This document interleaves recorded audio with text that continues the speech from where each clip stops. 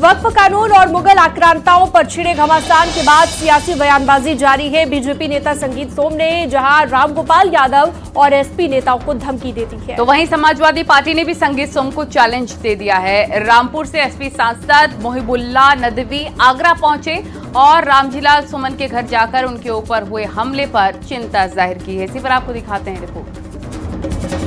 किस बात का सड़कों पर आंदोलन करेंगे रामगोपाल यादव? तो करके देखें, ये सनातनियों ने ठान लिया, वो आंदोलन करके देखें, दौड़ा दौड़ा के पीटा जाएगा उन आंदोलनकारियों। बीजेपी के फायर ब्रांड नेता संगीत सोम ने एक बार फिर विवादित बयान दिया।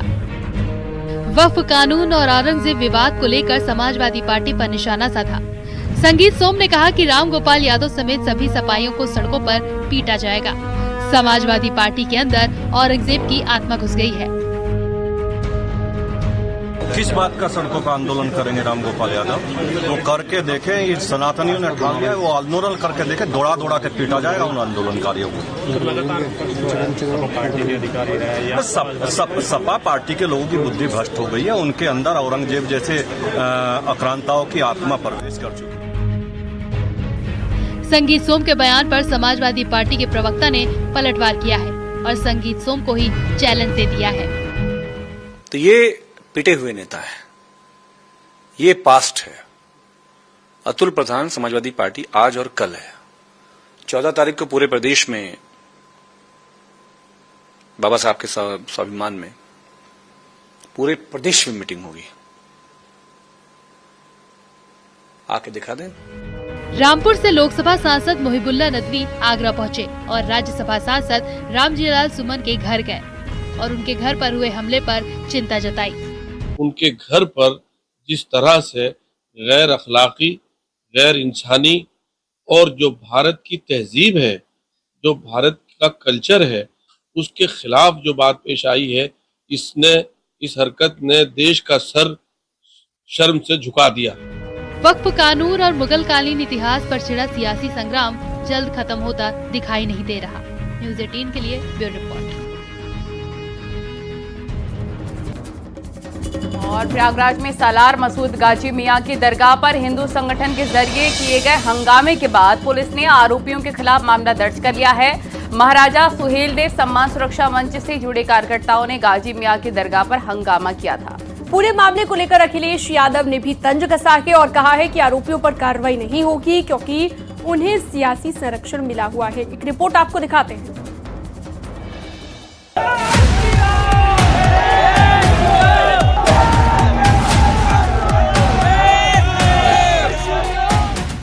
रविवार को रामनवमी पर विदेशी आक्रांता सलार मसूद गाजी का नाम एक बार फिर चर्चा में आ गया। तीर्थ नगरी प्रयागराज में सलार मसूद गाजी की दरगाह पर कुछ युवाओं ने भगवा झंडा लहराया। इसका वीडियो वायरल होते ही प्रशासन हरकत में आया है। पुलिस आरोपियों की पहचान कर कड़ी कार्रवाई की बात कह रही है। अखिलेश यादव ने इस पर निशाना साधा है। अखिलेश ने कहा, जिन लोगों ने ये काम किया है उन पर कार्रवाई नहीं होगी क्योंकि ऐसे लोगों को इम्यूनिटी मिली हुई है। सोचिए, कोई कल्पना कर सकता है कि एक डेमोक्रेटिक कंट्री में कॉन्स्टिट्यूशनल, जहां कॉन्स्टिट्यूशन हो, जहां कानून हो, जहां शपथ ली गई हो, वहां पर कोई झंडा लेकर के इस तरह का व्यवहार कर ले। प्रयागराज में मामला बहरिया के सिकंदरा स्थित सैयद सलात मसूद गाजी की दरगाह का है। न्यूज़ 18 के लिए ब्यूरो रिपोर्ट।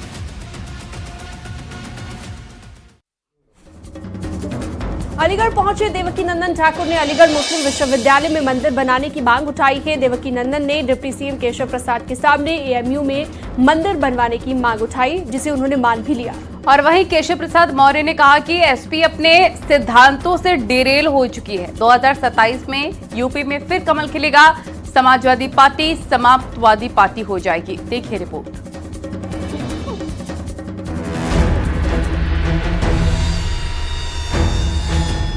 अलीगढ़ पहुंचे कथावाचक देवकीनंदन ठाकुर ने अलीगढ़ मुस्लिम विश्वविद्यालय में मंदिर बनाने की मांग दोहराई। देवकीनंदन ठाकुर ने कहा, जब अलीगढ़ मुस्लिम विश्वविद्यालय परिसर में 4 मस्जिद हो सकती है तो मंदिर भी होना चाहिए। अलीगढ़ मुस्लिम यूनिवर्सिटी में 4 से 5 मस्जिद है और अभी यहाँ के कुछ हिंदू बच्चों ने ये कहा है कि यहाँ पर अगर इतनी मस्जिद है तो एक मंदिर भी उस यूनिवर्सिटी में होना चाहिए।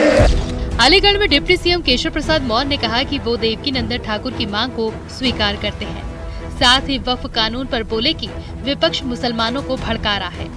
वक्फ संशोधन कानून को यूपी में सख्ती से लागू करवाया जाएगा। कानून बन गया, माननीय राष्ट्रपति जी के हस्ताक्षर हो गए हैं और जो संसद ने पास किया उसको 100% लागू। डिप्टी सीएम बोले कि 2027 में समाजवादी पार्टी समाप्तवादी पार्टी होगी। 2029 में कांग्रेस मुक्त भारत होगा। वक्फ कानून को लेकर विरोध प्रदर्शन राजनीति है, जिसका जवाब दिया जाएगा। न्यूज़ 18 के लिए ब्यूरो रिपोर्ट।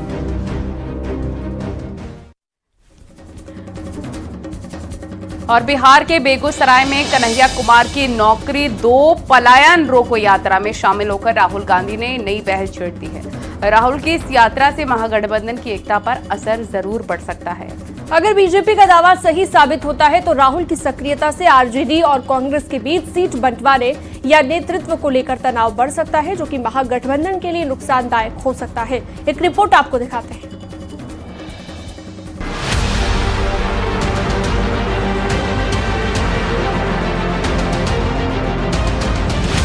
बिहार चुनाव को लेकर कांग्रेस ने अपनी कमर कस ली है। बेगूसराय में कांग्रेस ने पलायन रोको नौकरी तो यात्रा निकाली, जिसमें कन्हैया कुमार के साथ राहुल गांधी भी शामिल हुए। इसके बाद राहुल गांधी पटना में संविधान सुरक्षा सम्मेलन में शामिल हुए। वहीं केंद्रीय मंत्री गिरिराज सिंह ने राहुल के बिहार दौरे पर निशाना साधा, तो कांग्रेस नेता शकील अहमद खान ने राहुल के इस दौरे को बिहार चुनाव के लिए अहम बताया। पहले अपना पलायन तो बचा लें कि कभी यूपी से केरल से यूपी बिहार में उनके आने से कोई असर नहीं पड़ने वाला है। कमिटमेंट है राहुल गांधी जी का सामाजिक एकता और सामाजिक न्याय, उसके लिए बार बार आ रहे हैं और बिहार के जनता को आह्वान कर रहे हैं कि जो अभियान उन्होंने चलाया उसमें जुड़िए, ताकि ये जो सरकार है अंधी बहरी सरकार वो जाए। कांग्रेस सांसद इमरान मसूद के एक बयान से इंडिया गठबंधन में टेंशन बढ़ गई है। इमरान मसूद ने कहा है कि गठबंधन की पूरी जिम्मेदारी सिर्फ कांग्रेस की नहीं है। बड़े जहाज पर समंदर के अंदर जब तूफान ज्यादा होता है तो लहरों के थपेड़े छोटी कश्तियों को खा जाते हैं, तो फिर बड़े जहाज की सवारी से ही जान बचती है। देखिए, सम्मानजनक सीट तो देनी पड़ेगी इनको। अगर गठबंधन चलाना है तो गठबंधन चलाने की जिम्मेदारी क्या सिर्फ कांग्रेस की है? आपकी जिम्मेदारी नहीं है क्या? कांग्रेस एक बात की गारंटी है देश के अंदर कि कभी भाजपा के सामने कंप्रोमाइज नहीं करेगी। इमरान मसूद ने कांग्रेस पर सवाल उठाने वालों पर कहा कि ऐसे लोगों को पता होना चाहिए, एक समय कांग्रेस ही देश चलाती थी, इसे लेकर गठबंधन में टकराव की अटकलें तेज हो गई हैं। न्यूज़ 18 के लिए ब्यूरो रिपोर्ट।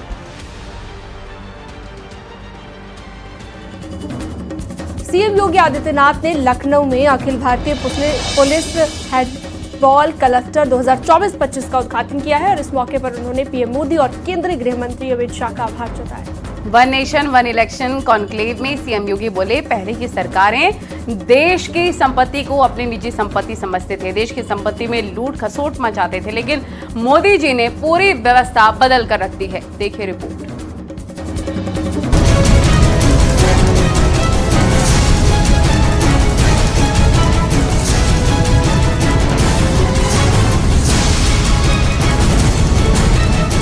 सीएम योगी ने लखनऊ में Akhil Bharatiya police handball cluster 2024-25 का उद्घाटन किया। इस मौके पर सीएम योगी ने पीएम मोदी और केंद्रीय गृह मंत्री अमित शाह का आभार जताया। सीएम योगी ने बताया कि पिछले 5 साल में 500 से ज्यादा पदक विजेता एथलीट यूपी पुलिस बल में शामिल हुए हैं। लखनऊ में वन नेशन वन इलेक्शन को लेकर आयोजित कॉन्क्लेव में भी सीएम योगी शामिल हुए। सीएम योगी ने कहा कि पहले की सरकारें स्थिर नहीं होती थीं, कब कहां पलट जाए कोई भरोसा नहीं था। 2017 के पहले प्रदेश के अंदर हम सब देख रहे थे, 2017 के पहले आपने उस उत्तर प्रदेश को देखा होगा जिसमें सरकार के समानांतर हर जनपद में एक नई सरकार संचालित होती थी। वे प्रदेश और देश का कानून नहीं मानते थे।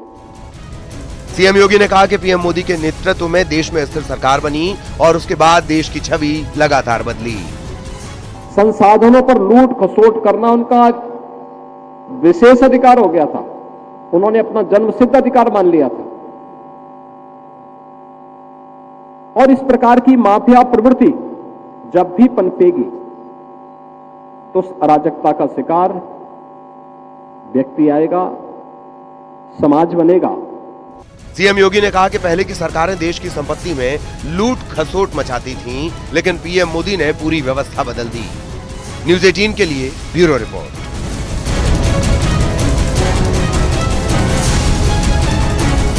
वक्फ बिल अब कानून बन चुका है, लेकिन सियासी बयानबाजी जारी है। यूपी सरकार में मंत्री सुरेश खन्ना ने जहां विपक्ष को घेरा, वहीं शिया धर्मगुरु कल्बे जव्वाद ने इस पर सवाल उठाए हैं। अखिलेश यादव ने भी संविधान को खतरे में बताया है। इसी को लेकर एक रिपोर्ट आपको दिखाते हैं।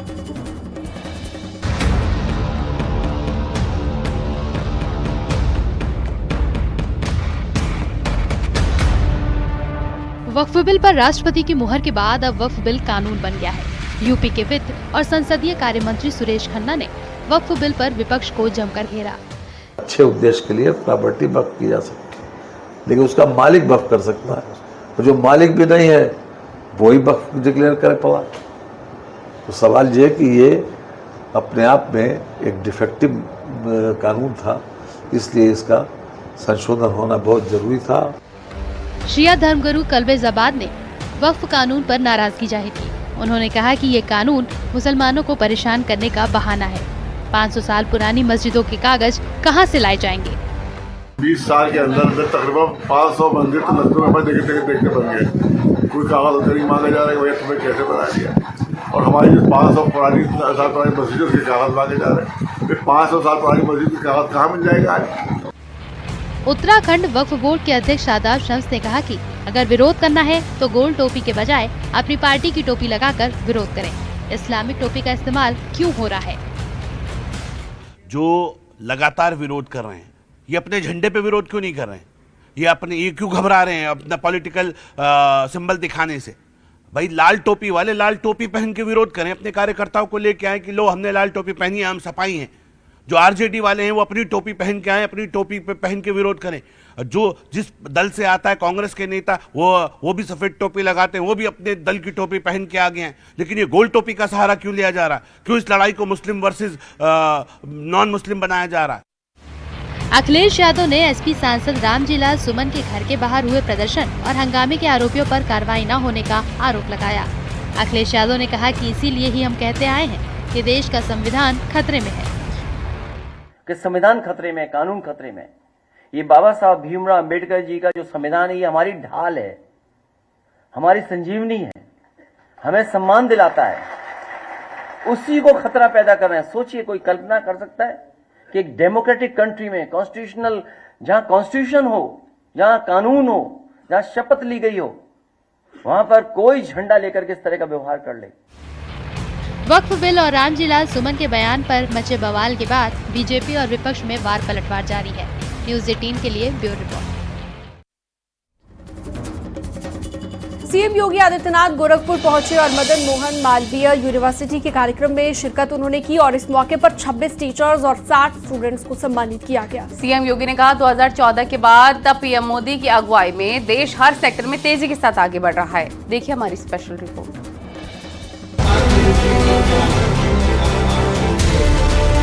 सीएम योगी गोरखपुर मदन मोहन मालवीय यूनिवर्सिटी के कार्यक्रम में पहुंचे। यहां सीएम योगी ने 26 शिक्षक और 60 छात्रों को सम्मानित किया। इस मौके पर उन्होंने बताया कि भारत की अर्थव्यवस्था अब तेजी के साथ आगे बढ़ रही है। आज दुनिया के सामने भारत अपने आप को साबित कर रहा है, हर भारतीय अपने आप को साबित कर रहा है। प्रधानमंत्री मोदी जी के नेतृत्व में पिछले 10 वर्ष में बदलते हुए भारत को हम सब ने देखा है।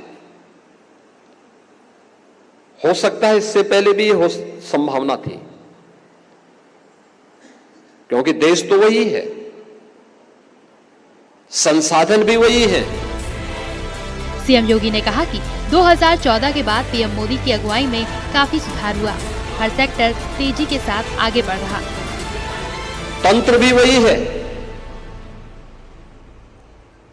नेतृत्व बदला और उस नेतृत्व ने अपने दूरदर्शिता के कारण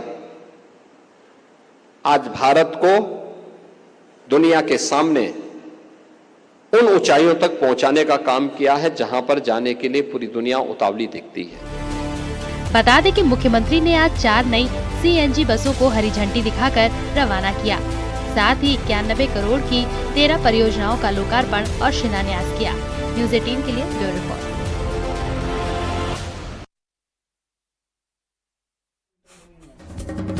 रामनवमी के मौके पर अयोध्या से एसपी सांसद अवधेश प्रसाद ने रामलला के दर्शन किए हैं, जिसके बाद उन्होंने अखिलेश की भी जल्द दर्शन करने की बात कही है। अवधेश प्रसाद के रामलला के दर्शन करने पर बीजेपी ने एसपी पर तंज कसा है। बीजेपी का कहना है कि समाजवादी पार्टी के नेताओं को समृद्धि आने लगी है। देखिए,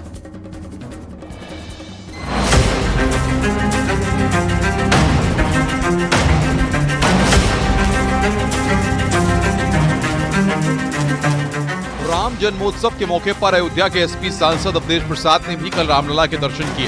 इस मौके पर अवधेश प्रसाद ने खुद को सौभाग्यशाली बताया।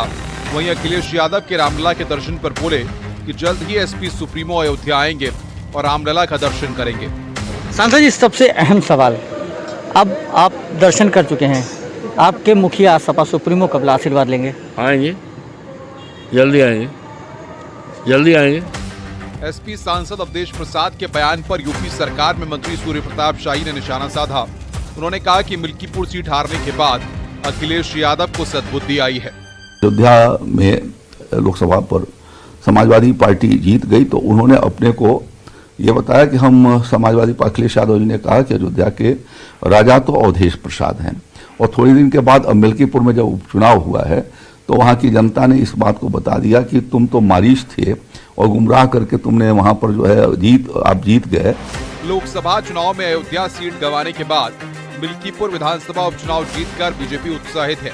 बीजेपी का आरोप है कि वोट बैंक के चलते अखिलेश न अयोध्या गए और न ही मथुरा। न्यूज़ 18 के लिए ब्यूरो रिपोर्ट।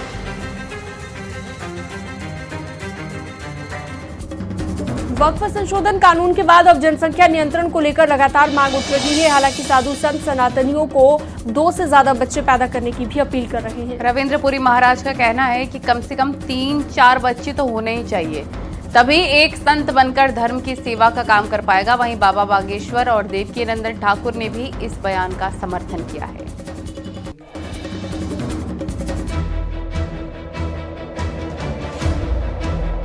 देश के सरकार के ऊपर दबाव बनाना चाहिए कि इस देश में जनसंख्या का असंतुलन ना होने पाए, उसके लिए जनसंख्या का कानून आना चाहिए। 3-4 बाल बच्चे हों, 2 ठैया राम के नाम। इसलिए कह रहा हूं, भगवान की कृपा मनाओ, 5-5 गोद में खिलाओ।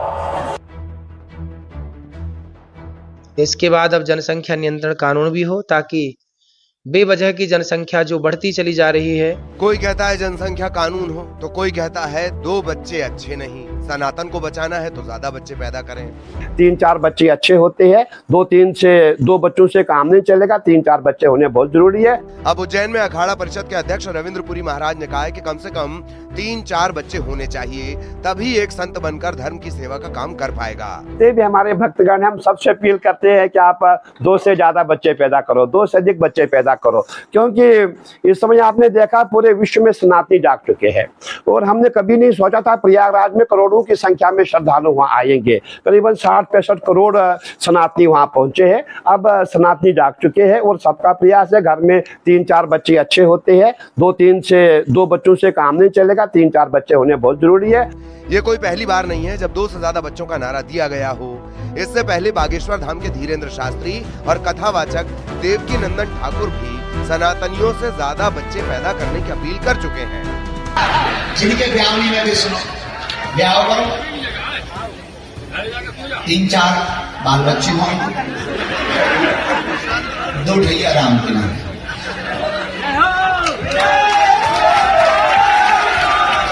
समझदार को सारा काफी, वैसे भी 2 बच्चे 2 ही अच्छे, लेकिन 1 बच्चा राम जी के नाम। और मैं फिर बता रहा हूं, ये देश तभी तक सेकुलर देश रहेगा जब तक सनातनी बहुसंख्यक है। इसलिए कह रहा हूं, भगवान की कृपा मनाओ, 5-5 गोद में खिलाओ। अब सवाल आता है कि एक तरफ जनसंख्या नियंत्रण कानून की मांग है और दूसरी तरफ जनसंख्या बढ़ाने वाले बयान। सरकार कहती है बच्चे 2 ही अच्छे और साधु संत कह रहे हैं 2 बच्चे नहीं अच्छे।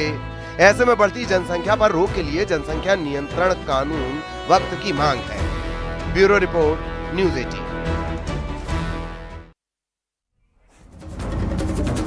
और यहाँ रुकेंगे।